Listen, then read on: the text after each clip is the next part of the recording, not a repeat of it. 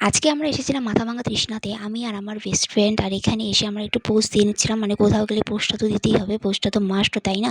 তারপর আমি দেখছিলাম যে কি খাওয়া যায়। আমি খাবার চুজ করছিলাম। তারপর আবার একটু পোজ দিয়ে নিলাম। আর আজকে এত গরম পড়েছিল, বাইরে তো যাওয়াই যাচ্ছিল না। তারপর একটু ঠান্ডা জল খেয়ে নিল। তারপর আমাদের বিরিয়ানি এসে গেছে। আমার চিকেন বিরিয়ানি অর্ডার দেওয়া হয়েছিল। আর বিরিয়ানিটা আজকে খুব টেস্টি ছিল প্রত্যেক দিনের মতো। এখানে খাবার-দাবার আমাদের খুব ভালো লাগে। তারপর আমাদের ঠান্ডা এসেছিল। ঠান্ডা খেয়ে রিফ্রেশ হয়ে নিয়েছিলাম। তারপর আবার খাওয়া স্টার্ট করে দিলাম। আর লোকগুলো দেখছিল, দেখে আমার প্রচণ্ড হাসি পাচ্ছিল। আর এখানে আমরা এখন বেরিয়ে পড়লাম।